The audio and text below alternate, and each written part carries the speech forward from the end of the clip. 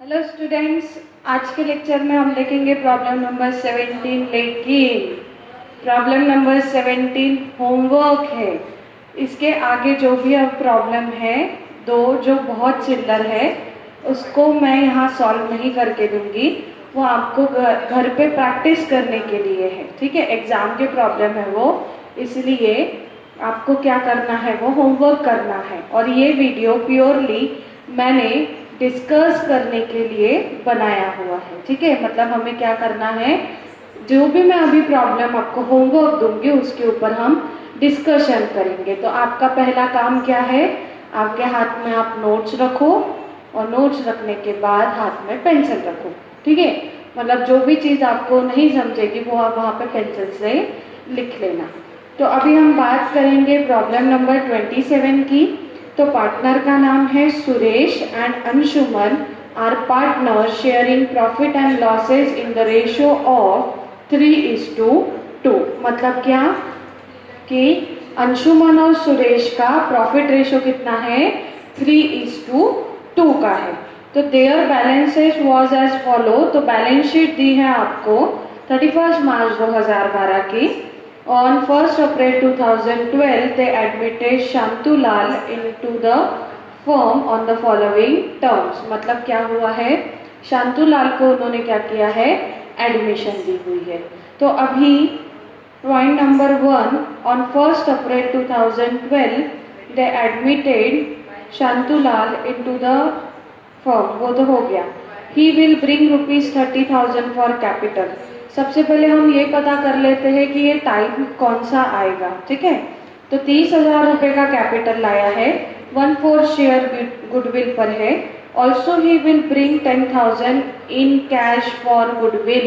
मतलब नए पार्टनर ने 10,000 रुपये की गुडविल क्या लाई है, कैश में लाई हुई है। तो कैश में लाई, इसका मतलब है कि टाइप नंबर 1 हो सकता है, लेकिन टाइप नंबर 2 भी हो सकता है अगर उसने आगे बोला होगा कि गुडविल की अमाउंट को विड्रॉ किया हुआ है। तो देखो, land and building is to be revalued at ₹60,000। Land and building को 60,000 से रिवैल्यूड किया हुआ है। उसके बाद the values of plant and furniture should be reduce 10%, provide for doubtful debts, reserve at 5%, और stock is to be revalued at ₹50,000, ठीक है। फिर उसके बाद बोला है all old partners capital account should be adjusted in the proportion of capital of new partner. इससे हमें क्या समझता है कि ये टाइप नंबर 6 होगा, ठीक है। और गुडविल सिर्फ कैश में लाई है, बाकी कुछ भी नहीं बोला, तो ये टाइप नंबर क्या होगा, 1 होगा, ठीक है। तो अभी आप टेबल बना के रेडी हो जाओ और मैं जैसा बोलती हूँ इस हिसाब से सॉल्व करो। तो हमने क्या पता किया कि ये टाइप नंबर 6 है, साथ में ये टाइप नंबर कौन सा है, 1 है। आपको टेबल बनाने के लिए मैंने बोला था, तो आपने टेबल बना के रख दिए होंगे, ठीक है। तो देखो, सबसे पहले आपको क्या करना है, कैपिटल ओपनिंग बैलेंसेस लिखना है। तो अभी आप कुछ लिखेंगे नहीं, मैं आपको पूरा ओवरऑल प्रॉब्लम समझा के देती हूँ, और प्रॉब्लम समझाने के बाद आपको क्या करना है, यहाँ पर अमाउंट्स लिख देनी है, ठीक है। तो देखते हैं, सबसे पहले क्या बोला हुआ है, he will bring ₹30,000 for capital. Capital लिखने से पहले यहाँ लिख लो अंशुमन कैपिटल क्रेडिट, क्रेडिट में लिखो, क्रेडिट में लिखो कैपिटल ऑफ सुरेश 70,000, यहाँ पर ओपनिंग बैलेंस 70,000, और यहाँ पर ओपनिंग बैलेंस 10,000, ठीक है।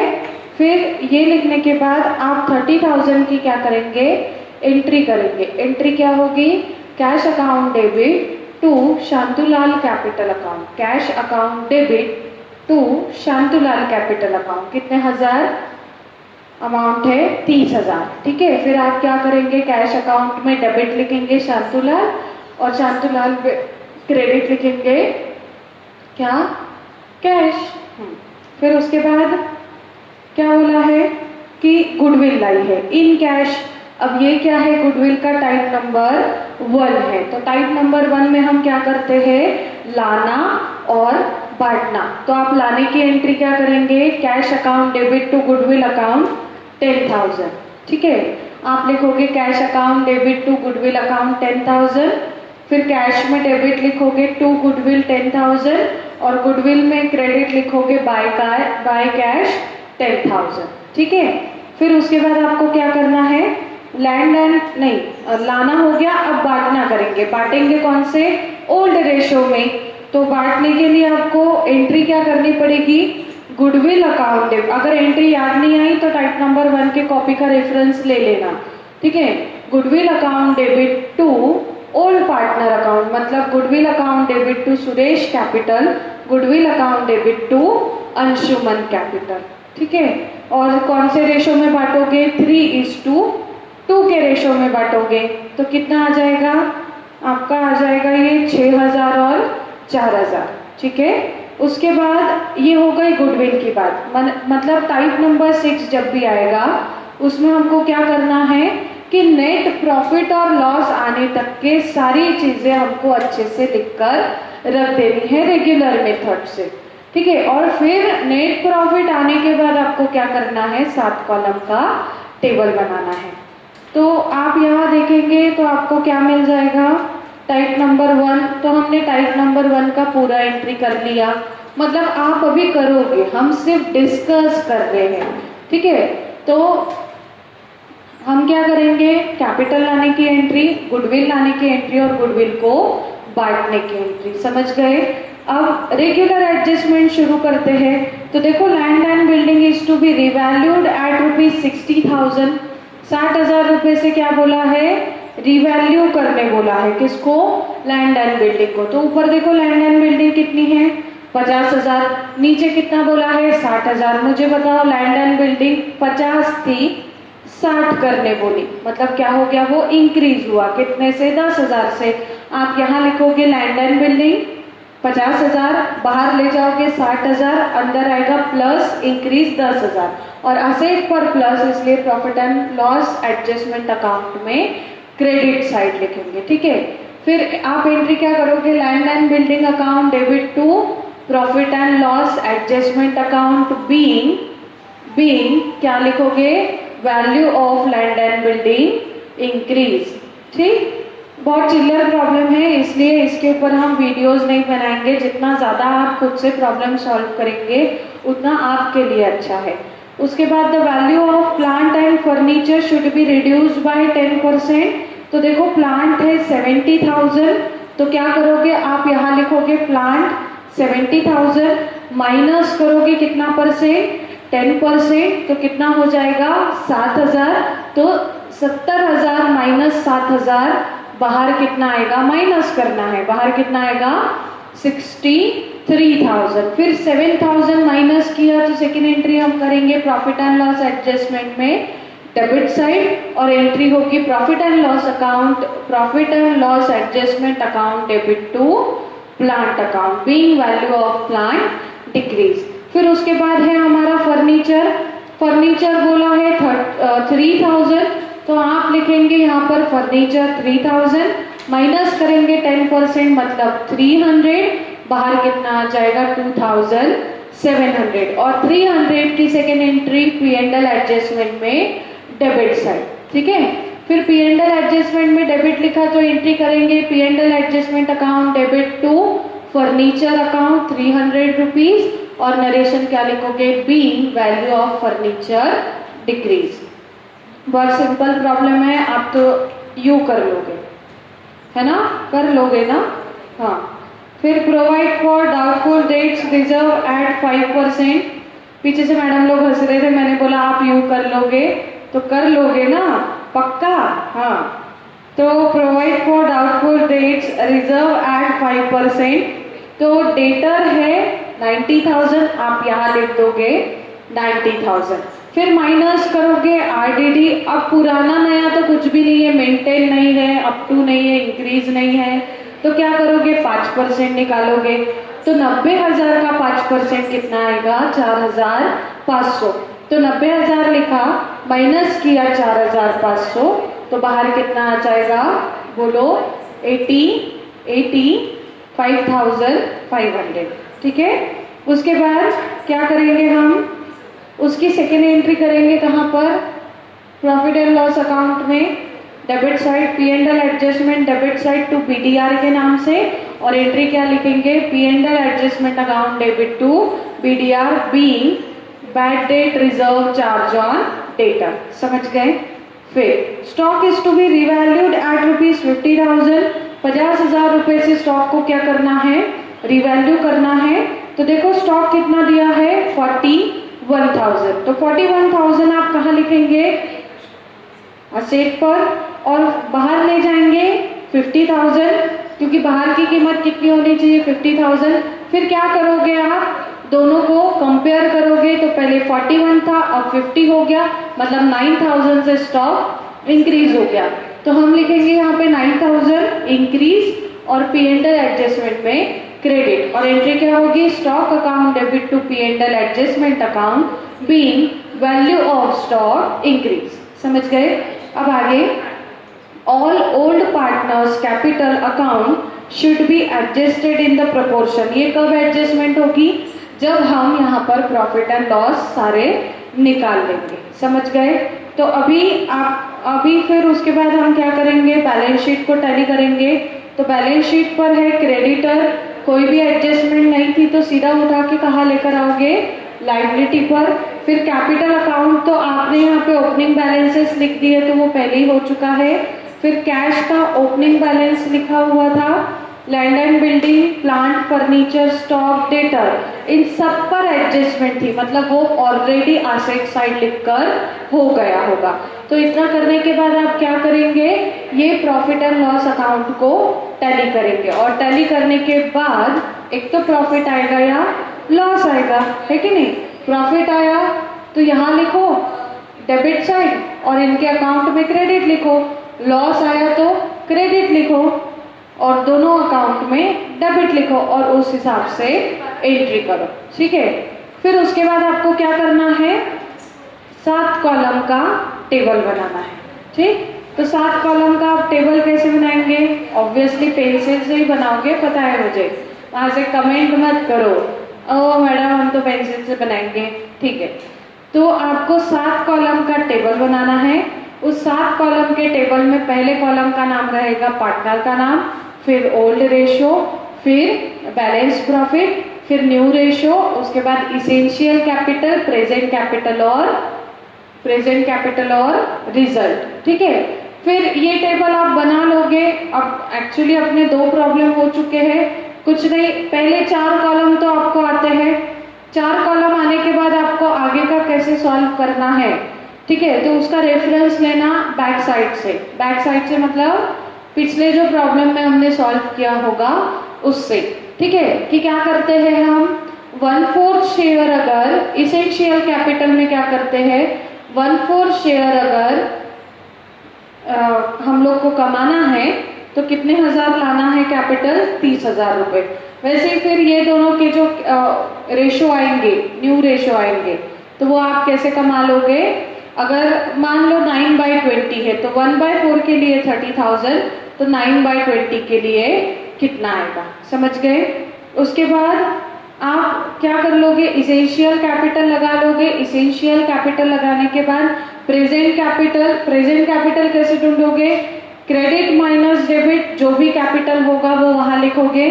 यहाँ पर भी क्रेडिट माइनस डेबिट, जो भी कैपिटल होगा वहां पर लिख दोगे। और फिर उसके बाद क्या होगा, आप दोनों को कंपेयर करोगे। अगर कैपिटल शॉर्ट होगा तो उसे बोलो कि और पैसा लेकर आए, और कैपिटल एक्सेस होगा, ज्यादा को होगा, तो हमें उसको पैसे वापस करना पड़ेगा। ठीक है।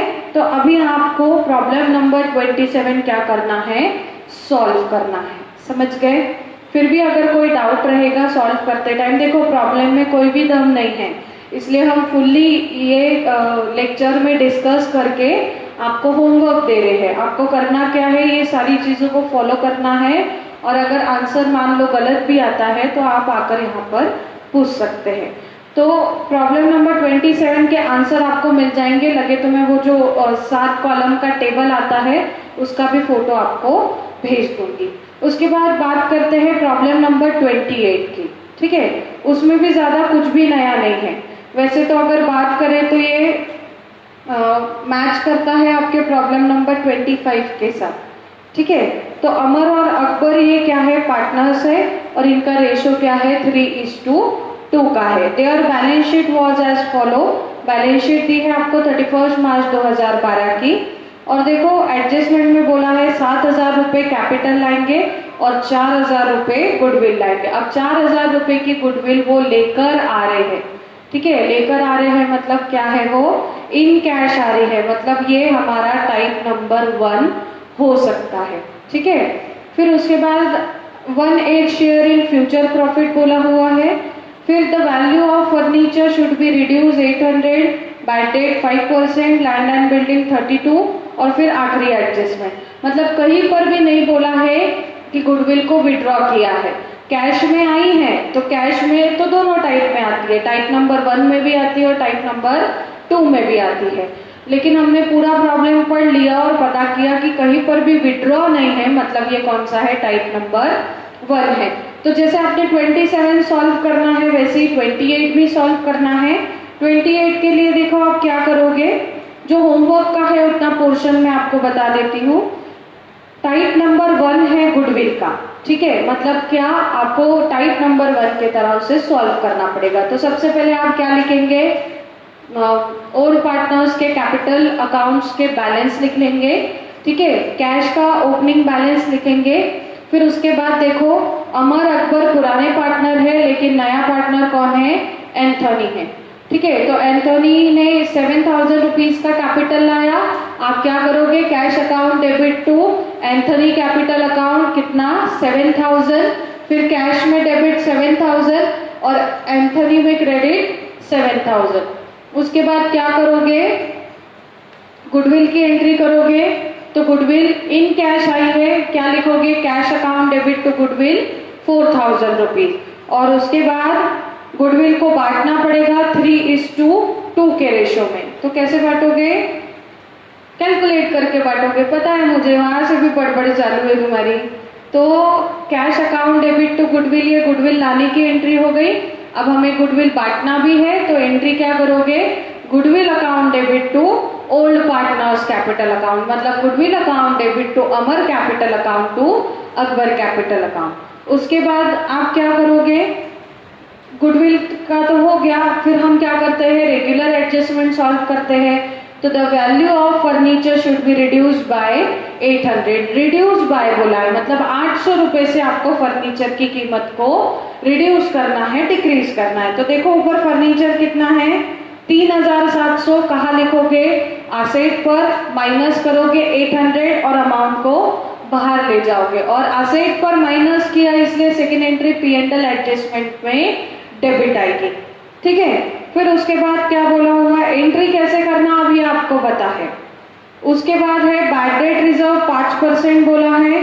तो डेटर देखो 13,400 है, डेटर लिखोगे आप 13,400, माइनस करेंगे 5% और इसकी second entry again profit and loss account debit side, और entry profit and loss adjustment account debit to PDR, debtor नहीं लिखना वहां पे, टू BDR लिखना। नरेशन रहेगा being BDR charge on debtor. फिर उसके बाद है लैंड एंड बिल्डिंग रिवैल्यू किया है कितना, 32,000। तो देखो लैंड एंड बिल्डिंग ऊपर है 25, तो आप यहाँ लिखोगे लैंड एंड बिल्डिंग 25, बाहर कितना लिखोगे 32। फिर दोनों का डिफरेंस निकालोगे तो कितना मिल जाएगा 7,000, और 7,000 से क्या हुआ, लैंड एंड बिल्डिंग इंक्रीज हो गई। तो कहाँ लिखेंगे, P&L एडजस्टमेंट में डेबिट लिखेंगे। उसके बाद है, अब एक्चुअली ये नया पॉइंट है जो मैं आपको करवा के दूंगी। क्या बोला है, all old partners capital account should be adjusted in new proportion and the excess their capital account should be transfer to their loan account. देखो क्या बोला है, हम प्रीवियस अगर प्रॉब्लम्स की बात करें तो वहां पर कहीं पर भी लोन अकाउंट ऐसा नहीं बोला था। एक बार आ जाओ प्रॉब्लम नंबर 24 पर। प्रॉब्लम नंबर 24 की लास्ट एडजस्टमेंट पढ़ो, क्या बोला था, all old partners capital account should be adjusted in the proportion of share capital of new partner. मतलब न्यू पार्टनर के अकॉर्डिंग आपको ओल्ड पार्टनर के कैपिटल को एडजस्ट करना है। उसके बाद क्या बोला है, all old partners 25 number, problem number 25 देखो, all old partners capital account are to be adjusted in the proportion of share capital of new partner. यहाँ पर भी कुछ नहीं बोला, कुछ नहीं बोला मतलब क्या, हम कैश का लेन देन करते हैं, ठीक है। फिर 26 मैंने आपको होमवर्क दिया था, तो होमवर्क में भी पॉइंट नंबर 5 में क्या बोला है, capital account balance of all partner should be adjusted in their new profit sharing ratio by making adjustment in cash. मतलब एक्सेस होगा तो वापस करो और अगर शॉर्टेज होगा तो उससे ब्रॉड करो, ठीक है, पैसे मंगवाओ। वहां पर भी पैसों की बात हुई थी। फिर अगर 27 की बात करें तो 27 पर 6 नंबर के एडजस्टमेंट पढ़ो, all old partners capital account should be adjusted in the proportion of their new partner capital. मतलब क्या, नए पार्टनर के कैपिटल के हिसाब से पुराने पार्टनर्स के कैपिटल को एडजस्ट करो। यहाँ पर भी कुछ नहीं बोला, इसलिए हम कैश का लेन देन करेंगे। लेकिन प्रॉब्लम नंबर 28 में उसने क्लियर कट बोला है कि अगर एक्सेस कैपिटल होता है, देखो मैं फिर से पढ़ती हूँ वो लाइन, प्रॉब्लम नंबर 28 की 5वीं adjustment, all old partners capital account should be adjusted in new proportion. मतलब हमें न्यू प्रपोर्शन में तो कैपिटल अकाउंट को एडजस्ट करना है, लेकिन उसके आगे आप कलर पेन से अंडरलाइन करो, कलर पेन से the excess of their capital से लेके आखिरी अकाउंट्स तक कलर पेन से उसे अंडरलाइन करो, वो इंपॉर्टेंट है। क्या बोला है, the excess of their capital account should be transferred to their loan account. मतलब इस प्रॉब्लम में क्या बोला है कि अगर आपको एक्सेस कैपिटल मिलता है ये दोनों में से कोई भी एक पार्टनर का, तो हम क्या करते हैं, हमेशा उसे कैश देते हैं। लेकिन इन्होंने बोला है कि अगर एक्सेस कैपिटल आता है तो उनको लोन अकाउंट में ट्रांसफर करो, उनको कैश मत दो, उनको लोन अकाउंट में ट्रांसफर करो। तो अब ये लोन अकाउंट क्या होता है, एडजस्ट कैसे करना, वो मैं अभी नेक्स्ट वीडियो में आपको बता देती हूँ। इस वीडियो में हमको सिर्फ एक ही चीज करनी थी, क्या कि 27 नंबर मैंने फुल्ली डिस्कस किया है, वो आपको क्या करना है, सॉल्व करना है। और 28 नंबर, प्रॉब्लम नंबर 28 को भी आपको सॉल्व करना है, लेकिन यहाँ पर प्रॉफिट एंड लॉस आने तक आप आगे 7 कॉलम के टेबल पर नहीं जाएंगे, ठीक है। प्रॉब्लम नंबर 28 सिर्फ कहाँ तक सॉल्व करोगे, प्रॉफिट और लॉस आने तक, ठीक है। इसके बाद जो आपको तुरंत दूसरा वीडियो मिला होगा उसमें मैं आपको प्रॉब्लम नंबर 28 को क्लोज कैसे करना उनके लोन अकाउंट में वो आपको बताऊंगी। तो मिलते हैं नेक्स्ट वीडियो में।